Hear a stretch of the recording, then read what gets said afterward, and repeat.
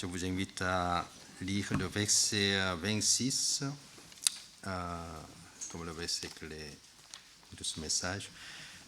Dieu dit, faisons l'homme à notre image, selon notre ressemblance, pour qu'il domine sur les poissons de la mer, sur les oiseaux du ciel, sur le bétail, sur toute la terre et sur tous les reptiles qui rampent sur la terre. Je prie, Seigneur, merci de nous avoir réunis à ce jour de sabbat dans ta maison pour que nous puissions méditer à ta parole. Illumine nos cœurs et par ton Esprit Saint, afin que nous puissions saisir ce que tu veux nous donner, nous enseigner. Accompagne-nous et tout au long de ce message pour chacun de nous. Je prie en Jésus-Christ. Amen.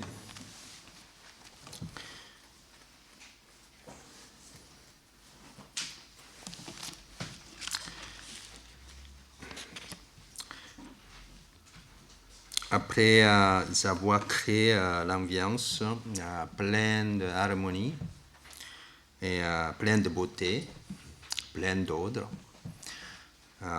et Dieu crée maintenant l'homme. On dirait que si le premier verset est prémisse de toute la Bible, ce verset de 26, la création de l'homme, c'est le comble de chapitre 1. Et donc, nous allons réfléchir à comment Dieu a créé l'homme. Le verset principal de notre étude, comme nous venons de lire, le verset 26, nous en dit long que Dieu procède à une manière, on dirait, peu conventionnelle quant à la création de l'homme. Au premier abord, Dieu a conçu sa volonté spéciale pour cette ultime créature. Ici, nous saute aux yeux de la particularité dans la création de l'homme, c'est-à-dire qu'elle est une œuvre par la collaboration. Je ne sais pas qui était là, mais en tout cas, collaboration. Dieu dit donc, faisons l'homme à notre image, etc. Donc Dieu emploie ici le pluriel, comme si on fait appel aux collaborateurs. Alors, que signifie ce fait plus concrètement? Théologiquement, je reviendrai. Et cela se rapporte à la Trinité depuis très ancien temps de Saint Augustin. Mais si cela est vrai, se pose une grande problématique. La doctrine de la Trinité se tient par rapport à ce qu'on appelle, toujours doctrinalement, la sotériologie. C'est-à-dire que la doctrine de salut donc suppose l'humanité déçue. Donc, Dieu aurait-il déjà connu le fait de la chute de l'homme, même avant de créer celui-ci? Si la réponse est affirmative, que se passe-t-il? L'homme est son alter ego de Dieu, et pour le faire naître, Dieu mobilise tout son être. Mais ici, nous pouvons dire que Dieu mobilise tout son logos. Évidemment, comprenant tout son plan salvateur ultérieur du monde. Comme je vous ai dit précédemment, en se posant cette question, pourquoi diantre Dieu en vint à créer le monde?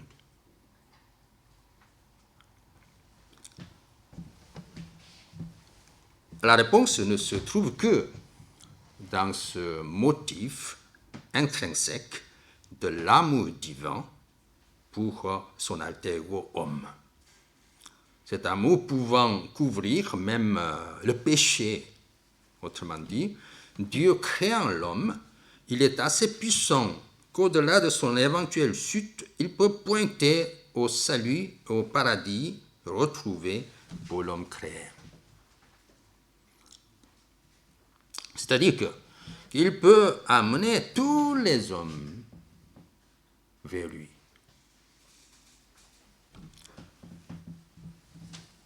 Dieu ne joue pas au dé, comme certains mathématiciens le prétendent de ces jours-ci.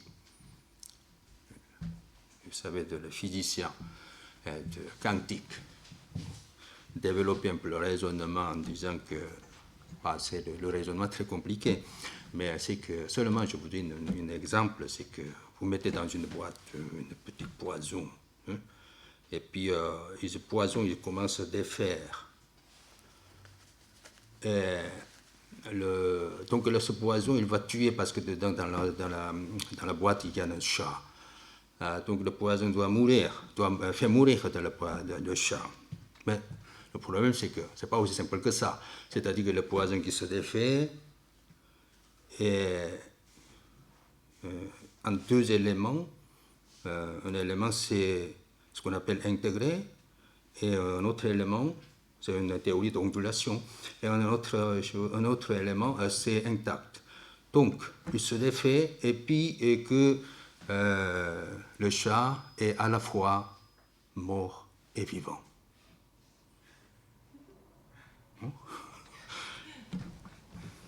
Voilà. La physique quantique, il est arrivé à un raisonnement assez bizarre. Mais en tout cas, c'est-à-dire que la conclusion, c'est que si vous voyez quelqu'un qui bouge, on ne sait pas trop qu'il est vivant ou mort, quoi. Illusion. Hein? Ce n'est pas là vraiment la réalité, ce que nous voyons. Hein? Et c'est le raisonnement quantique. Bon. C'est un peu les physiciens ce qu'ils font. Et en tout cas, Dieu ne joue pas, je dis, hein, au dé, et comme certains mathématiciens prétendent. Mais il a un clair dessein arrêté. Et ce dessein arrêté est la bénédiction. C'est la bénédiction. Notre Dieu n'a point de doute et qu'il réussira à bénir son alter ego homme, quel que soit son état. Beaucoup de gens doutent à cause de la maladie de doute sur l'amour de Dieu. Mais Dieu nous aime et finit par nous aimer selon sa volonté initiale de création, quoi qu'il arrive.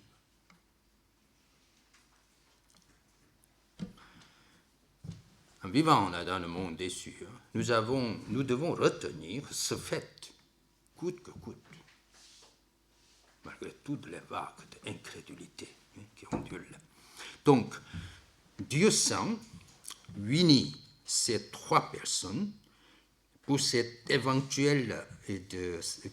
événement sensationnel de la création de l'homme, la couronne de la création. C'est un jour inaugural, je dirais, de grande pompe. À ce moment, Seigneur Dieu pense à toutes choses. Pense à toutes choses. C'est la logos qui englobe de toute l'histoire. Il y a toutes choses. Et il tient à fixer un cadre de vie de l'homme, déchu ou non, pour qu'il soit le plus heureux du monde. Notre Dieu n'est pas un Dieu comme pensent de déistes, c'est-à-dire que l'homme n'ayant pas plus de valeur qu'un atome, Dieu n'a pas à s'en soucier.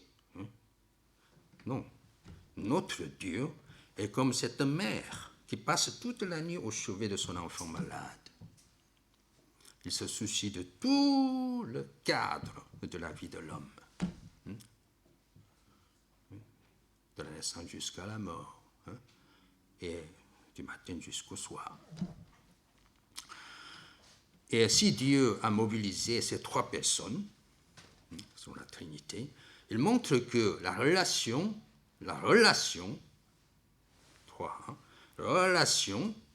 est un facteur indispensable pour le bien-être de l'homme. L'homme a besoin de l'individualité. Les gens modernes le soulignent tout le temps. Individualiste. La liberté est dans l'individualité et même dans l'individualisme. Néanmoins, cette individualité ne doit pas aller jusqu'à l'individualisme. Mais elle doit s'épanouir, l'individualité que chacun a, doit s'épanouir dans le cadre du relationnel. De nos jours, partout, la relation se trouve brisée. Et l'homme ne souffre pas de problèmes économiques, mais de la relation brisée. Partout. Partant de la famille, jusqu'à qu'on voit partout de ce mal dans le pays. L'origine de diverses maladies psychiatriques.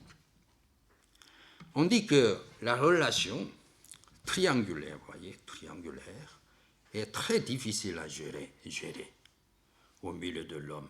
C'est cela est vrai.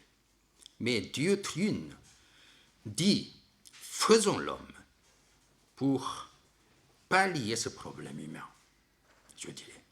Ces trois personnes, Père, Fils et Saint-Esprit, se réunissent comme un seul corps, collaboré pour créer l'homme,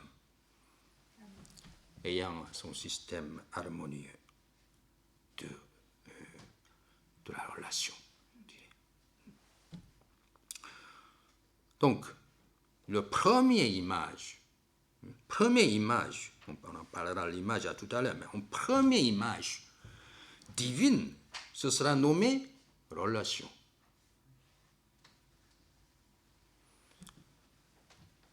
L'homme est appelé à bien garder cette image de trine, de parfaite collaboration et de relation dans l'existence de Dieu, dans son existence.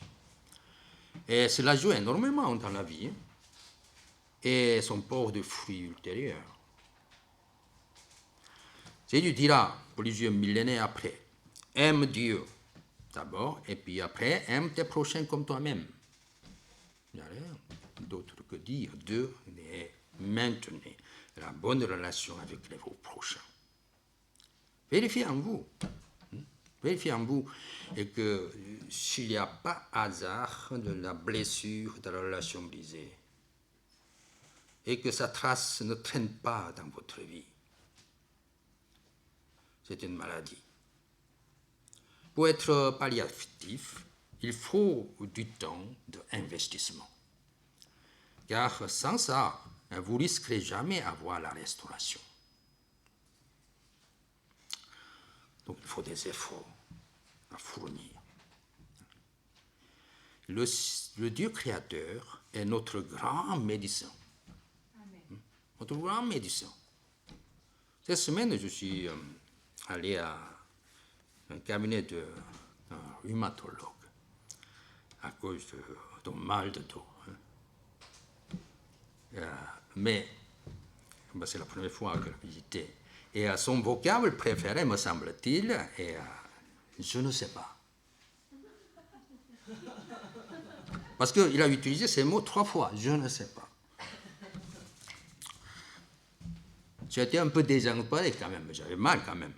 Mais, croyez-moi, notre Créateur est le grand médecin qui connaît la cause de maladie parfaitement. Et à mon avis, la plupart des maladies, surtout psychologiques, proviennent de ce mal de la société, du relationnel. Regardez quelqu'un dont le regard ne cesse de fuir, ou regardez quelqu'un dont le rire ou de son geste se trouve peu naturel. Ça peut être quelque part Ça peut être votre problème. Ça peut être aussi, et toujours est-il que ce sont des signes de ce mal. Pour ainsi dire, il a perdu à un moment donné, il a perdu de l'image de Dieu. Les savants disent, il y a beaucoup d'images de Dieu, telles sainteté, justice, bonté, mais ils font peu de cas de ce mal, le défaut de la relation.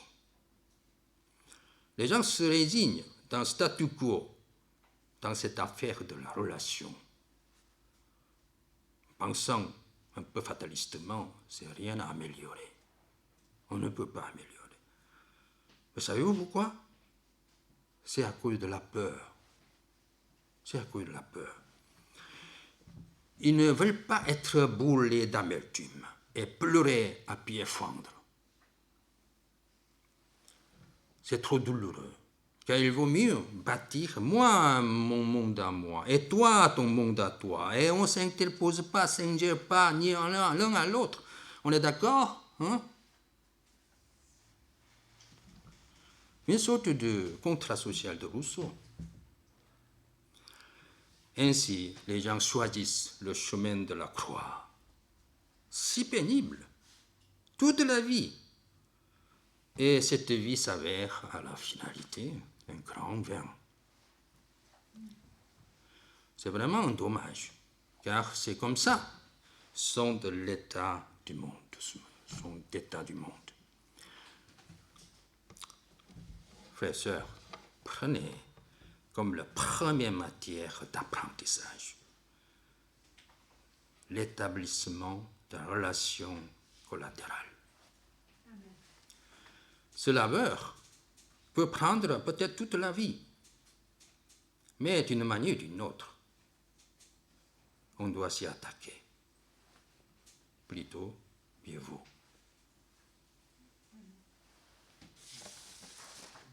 Dieu dit, il crée l'homme à son image, à sa ressemblance.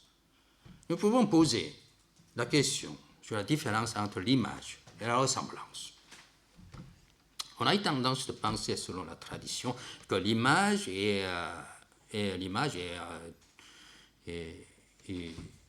tout l'être divin, y compris l'aspect corporel même.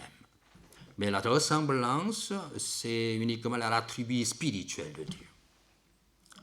Cette division vient du fait que lors de la traduction de Septante, ça pouvait 72 personnes savantes juifs qui sont réunies pour traduire la Bible hébraïque en grec.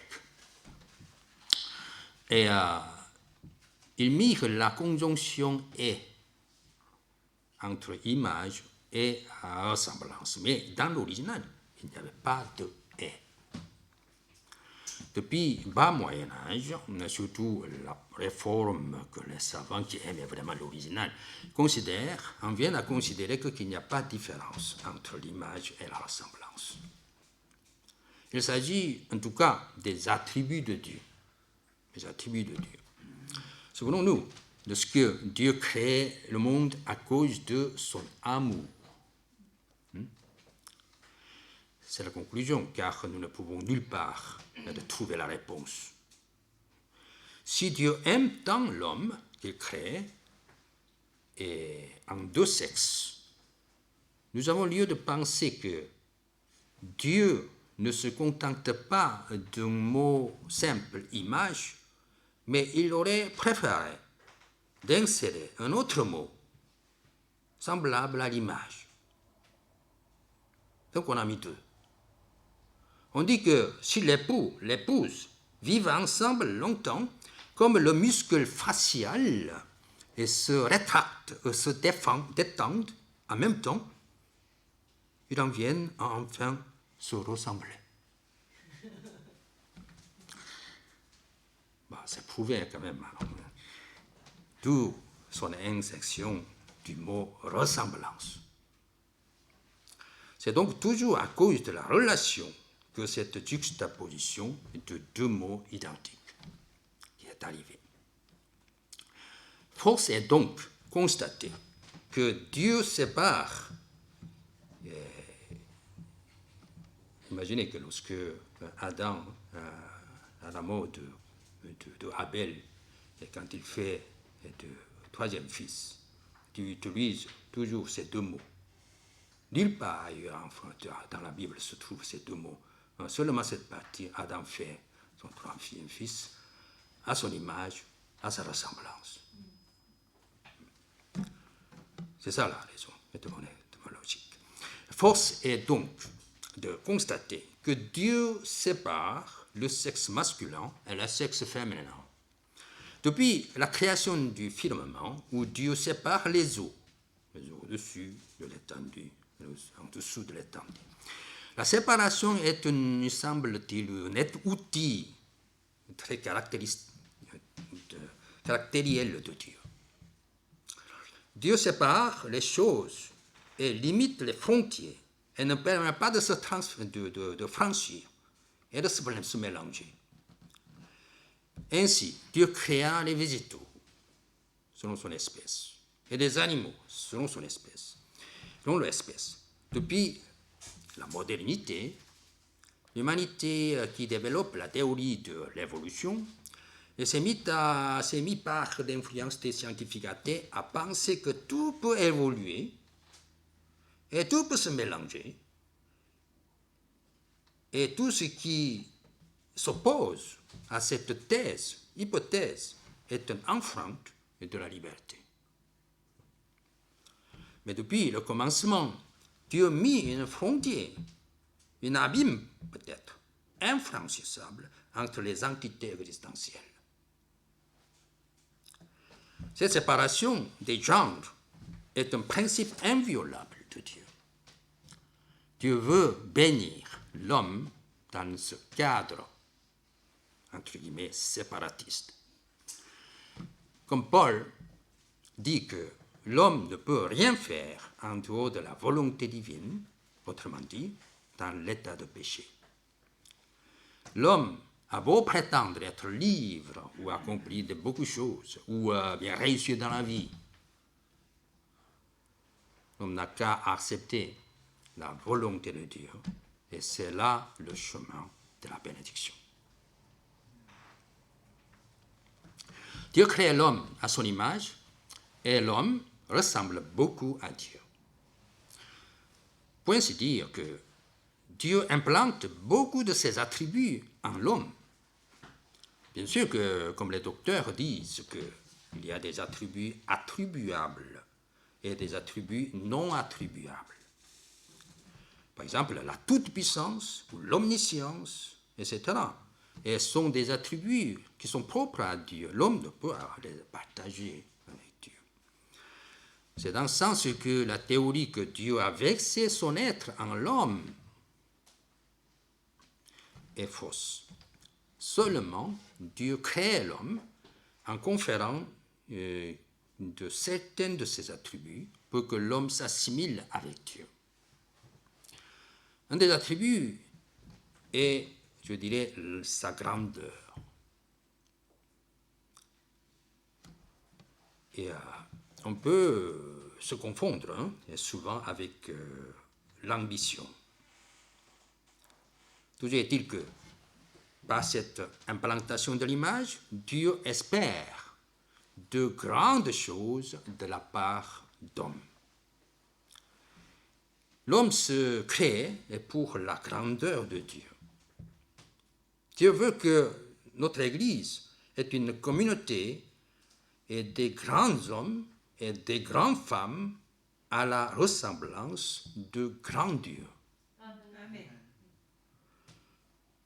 Comme Modesta, princesse sicilienne, je l'ai cité souvent, il vaut mieux se tuer avec pistolet que de vivre une vie médiocre en gémissant tous les jours. C'était sa parole envers son fils, quand même avocat, qui se plaint sans cesse de sa santé. Si on est homme, il faut imiter la grandeur de Dieu, non la grandeur humaine. Tant que l'homme garde cet attribut divin dans son esprit et un élan, selon elle, l'homme a un espoir. L'humanité a un espoir. Sa grande capacité de surmonter toutes sortes de barrières, épreuves, se dévoile. Se dévoilant, il peut accomplir de multiples exploits. Il y a une histoire très célèbre, hein, vous le connaissez, sur le fondateur des États-Unis, monté dans Mayflower. Il avait bien sûr des chercheurs de filons d'or, hein, mais la plupart étaient les puritains, qui fiaient de la persécution de l'Europe pour chercher la liberté de la conscience. Il y avait des protestants français, hein, qui partaient des Pays-Bas. Et la première année, à cause de la famine, un tiers des immigrés décédèrent. Ils mangeaient 3 graines par jour, 3 graines de maïs par jour. Mais la troisième année, ils pouvaient récolter d'abondantes nourritures. D'où le fameux Thanksgiving. Leur survie a pour secret, justement, le verset qu'ils retenaient en partant l'Europe. Multipliez-vous, dominez, etc. Amen. Ils étaient ceux qui retenaient la vérité créatrice de Dieu. Dieu est grand. Ils croyaient que le Dieu accomplira sa volonté grandiose pour le salut de l'humanité à travers cet événement de fuite, apparemment très triste. Ils croyaient. Dieu les fit surmonter toutes les épreuves et remporter la victoire finale et fit des États-Unis une source de bénédiction durant le 19 même 20e siècle. Donc, avant de passer à l'étape suivante, réfléchissons sur la vérité, sur la Trinité. Dieu est présent en 3 personnes. Nous avons déjà appris que Dieu se présente en esprit, n'est-ce pas? Son esprit n'est pas comme son homonyme de coréen, de chaussures, qui vole. L'esprit est Dieu lui-même. Dieu est esprit, disait Jean. Donc, sans esprit, personne ne peut le comprendre Dieu, ni l'aborder, ni sans parler de le louer. Jésus promit d'envoyer esprit, et à la Pentecôte, il est descendu et fait des disciples frueux et de puissants témoins de Jésus-Christ. Et parcourant tout le pays, évangéliser, et dans l'histoire, le champ de l'histoire du monde. Quant au Fils, Jean dit qu'il était la parole au commencement, et cette parole était avec Dieu, et elle était Dieu. Dieu étant créateur, il n'y a rien qui existe sur terre, mais qui n'est pas fait par sans elle. Au temps venu, il s'est fait chair, descendu et pour sauver le monde.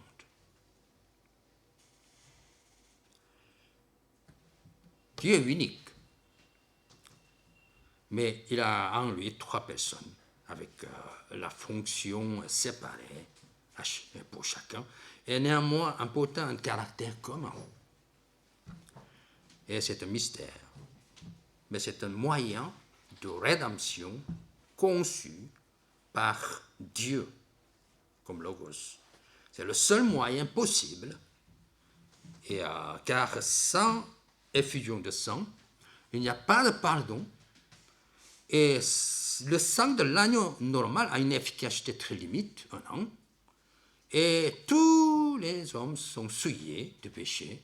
Donc, l'homme a beau faire de bonnes œuvres, qui deviennent tout à fait caduques, à raison de leur imperfection, de le péché. Alors, la réponse unique, n'est-ce pas? Le sang de Jésus, qui est parfait. Ce Jésus, sous forme de parole, est cet esprit respirant dans l'univers, Dieu Père, qui a conçu un amour immuable envers le monde, se réunissent et déterminent de créer l'homme. Ici donc, la position d'homme est comparable à la couronne d'or. Donc, c'est tout à fait logique ce cri du psalmiste. Qui suis-je moi pour être un peu inférieur à toi? L'homme est béni par Dieu pour qu'il ressemble à Dieu et se voit gravé l'image divine. Dieu aide aussi celui qui retient cette vérité à grandir. Donc tout à l'heure, je vous ai dit la grandeur, mais même si vous êtes encore petit, ne vous inquiétez, ne vous en faites pas, vous verrez grandir par l'aide du Saint-Esprit. Ils sentent l'amour, par exemple, envers les prochains. Voici l'image de Dieu. Et avec l'aide de Dieu, il peut grandir encore dans cette image, sans cesse. Paul, de nouveau, je dis, il ne cesse d'exalter ses ouailles, à croître spirituellement jusqu'à la stature du Christ. Nous n'adorons pas les saints ni leurs reliques, mais il est notoire que parmi les hommes, il y en a qui ont mené une vie très pieuse. Mère Teresa consacra toute sa vie et pour les œuvres des pauvres de bidonville de quelque temps. C'est une grande piété. En effet, il faut noter que si Dieu dit la bénédiction, il y a comme relation pile et face le devoir. C'est la raison pour laquelle nous verrons le verset 28, c'est écrit en impératif. Beaucoup de gens aiment la bénédiction et en absorbent comme éponge. Mais quand elle semble s'arrêter ou l'écarte, ils n'ont pas de regret pour changer le camp. Ils sont comme joueurs de baseball qui fait hidden run. Quand Dieu dit qu'il créa à son image homme et femme, il a cette volonté que le couple non seulement bénéficie pleinement de sa bénédiction, mais aussi s'engage d'abord l'un à l'autre, malgré beaucoup de différences extrêmes comme les sexes opposés, vous voyez, mais ayant le but commun de chercher la gloire de Dieu dans leur mission. C'est vraiment une grande vérité aussi bien qu'une grande mystère. Regardons maintenant le verset 28. Après avoir créé l'homme, Dieu le bénit. Bon, je vous invite à lire le verset 28 ensemble. On dit, Dieu le bénit et Dieu le dit, soyez féconds, multipliez-vous, remplissez la terre, soumettez-la, dominez sur les poissons de la mer, sur les oiseaux du ciel, sur tout animal qui rampe sur la terre. Et se multiplier, être fécond, sont des bénédictions applicables à tous les êtres vivants. On dirait que c'est la seule chose qui ne se sépare pas des autres, que Dieu n'a pas exercé sa séparation. L'homme doit avoir un frein pour la passion déshonorante ou de l'impulsion dénaturée, mais l'instinct de base de l'homme est commun avec les autres animaux. L'homme ne devait pas avoir le traité comme tabou, surtout quand on est marié. La sexualité est un don de Dieu. Et de surcroît, je dois répéter, si on voit le mode grammatical, c'est exprimé en impératif. Donc, c'est un ordre divin. Dieu donne également ici la mission envers le monde extérieur. C'est de se soumettre, dominer. Cela en dit long et que la création n'est pas quelque chose de donné, mais quelque chose à maîtriser, à apprivoiser. Et avant la chute, On a tendance de penser que tout est créé docile. Mais ce n'est pas le cas. Peut-être qu'il ne se mange pas, hein, ou ni encore que le fort mange le faible. Cette chose n'existait pas. Mais il y a toujours quand même la possibilité de la confusion, que non de le gré, mais par inadvertance, en tant que créé, car les créés ne sont pas parfaits, un peu comme la composante de l'homme qui est poussière de sol, voyez. Donc, pousser toute éventualité des accidents arrivant à toutes les créatures aurait demandé un énorme effort pour l'homme. Malgré cela, Dieu bénit l'homme avec cette mission. L'homme ne s'ennuie pas dans Éden, mais se donne au travail pour garantir le bon fonctionnement de la création. C'est un rôle confié par Dieu qui le choisit comme intendant et son alter ego.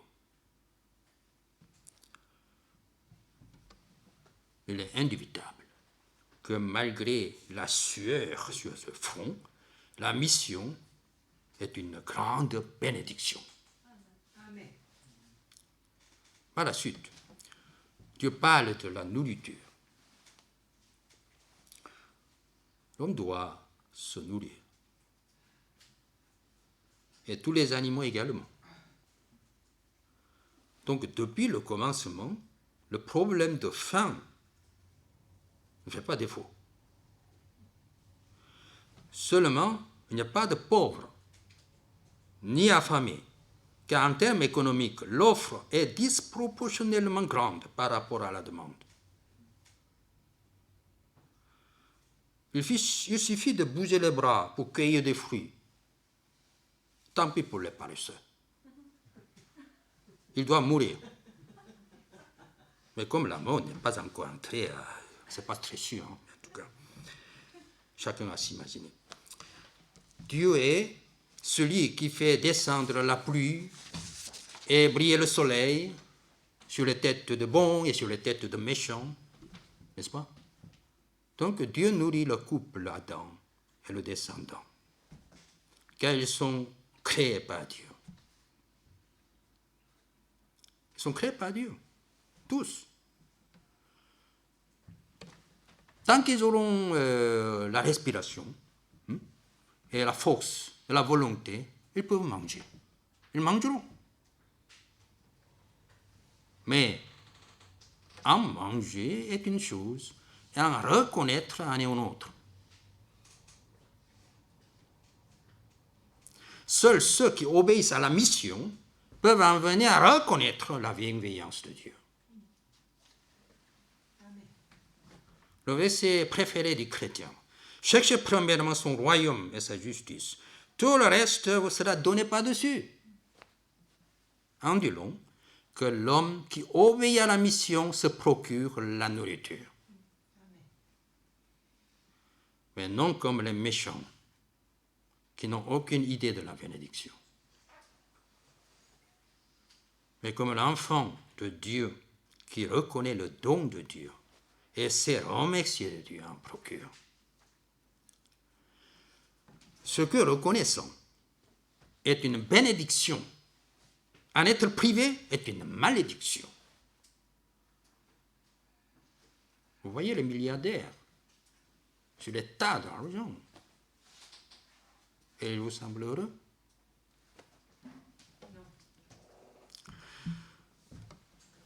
Et s'il n'y a aucune idée de bénédiction, c'est une malédiction. C'est vraiment étonnant de voir servir longtemps des brebis qui n'ont aucune idée de reconnaissance, de patience et la couronne devant Dieu. Devant mon bureau, je garde une carte au milieu de laquelle est marqué le mot « merci ». Et je l'ouvre de temps en temps.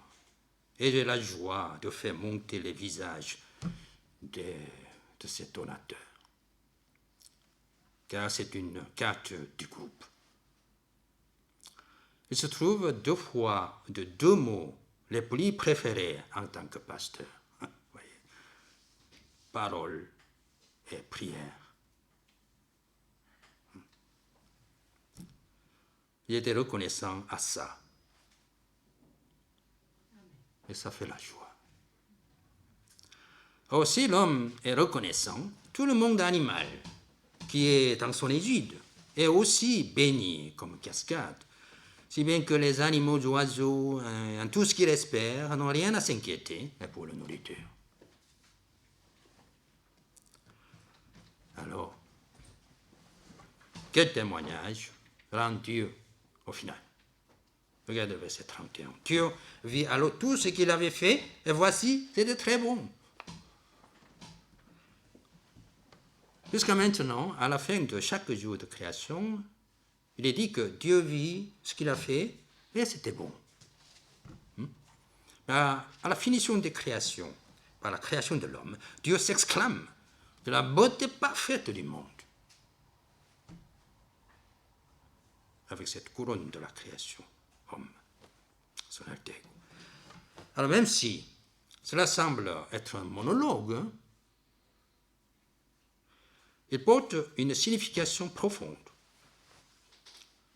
C'est, on dirait, de l'invitation de Dieu pour l'homme qui vient de créer, de contempler et la beauté de création, y compris soi-même.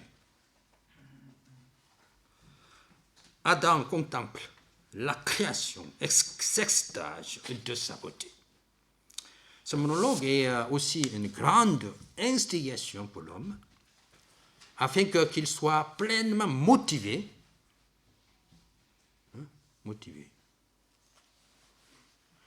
et ce tout au long de sa vie. Surtout dans un monde déçu, il y a des, n'est-ce pas, vous trouverez, vous expérimenterez, il y a des successions des accidents ou des déconvenus, et nous en sommes désemparés. Mais, nous devons nous souvenir qu'après tout, après nous avoir créé, Dieu s'exclame, Dieu dit que cela était très bon. Nous sommes tous des créatures merveilleuses de Dieu. Amen. Comme dernière étape de la création, nous voyons comment Dieu crée le 7e jour, qui est le sabbat ou le dimanche. Ainsi furent achevés le ciel, la terre et toute leur armée. Le 7e jour, toute l'œuvre que Dieu avait faite et a été achevée. Et il se reposa au 7e jour de toute l'œuvre qu'il avait faite. Dieu bénit le 7e jour et le sanctifia, car en ce jour, Dieu s'était reposé de toute l'œuvre qu'il avait créée. Il semble que ces phrases sur le dimanche sont vraiment redondantes. Dieu se soucie de l'observation de l'homme du dimanche. On ne saura trop lui rappeler son importance, car Dieu n'a pas besoin de se reposer, mais il se repose quand même. Pourquoi? Pour le bien-être de l'homme. L'homme travaille pour Dieu, mais à ce jour, il doit laisser son travail et revenir à Dieu pour se communiquer avec lui et trouver le repos spirituel en Dieu. Dieu est un esprit, n'est-ce pas? Et qu'il n'a pas besoin de séparer de son repos spirituel, son repos physique. Mais pour l'homme, c'est nécessaire. Cette distinction est nécessaire. L'homme cherche le repos physique. C'est son instinct. Mais l'homme ne doit pas oublier qu'il faut un repos spirituel.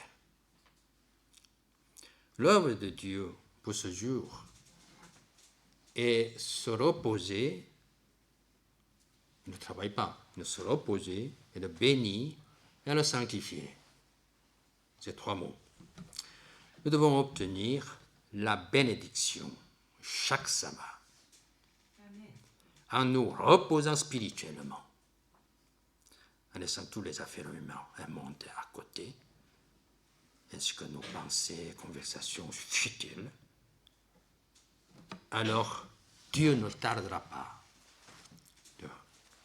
de renouveler nos relations intimes d'amour avec lui et nous sanctifierons de semaine en semaine. Amen. Lisons le verset 26. On dit, Dieu dit, faisons l'homme à notre image, selon notre ressemblance, pour qu'il domine sur les poissons de la mer, sur les oiseaux du ciel, et sur le bétail, sur toute la terre, et tous les reptiles qui rampent sur la terre. Seigneur, que parmi tant d'attributs de Dieu, nous avons appris le premier qui est le relationnel. Seigneur, qu'à cause de la blessure au fond de notre cœur, et nous sommes si lents de nouer la relation, mais Seigneur, que tu bénisses, que nous puissions avoir ces relationnels intenses et riches les uns avec les autres. Et qu'en pratiquant ton amour, et que nous puissions voir dans le monde et de plus en plus riche et joyeux et joyeuse et agréable. Seigneur, que sanctifie-nous chaque jour et que chaque semaine avec ta parole sainte. Amen. Et qu'elle nous a reconnaître de ton amour et ta merveilleuse création pour nous. Et que nous-mêmes sommes créés par ton grand amour. Et que nous ne pas être ingrats, mais être toujours reconnaissants de ton amour et de ta grâce qui a été révélée par ta création. Et que en vivant dans ce monde déçu, et que nous puissions être bénis par toi. Seigneur, merci, je prie au nom de Jésus-Christ. Amen.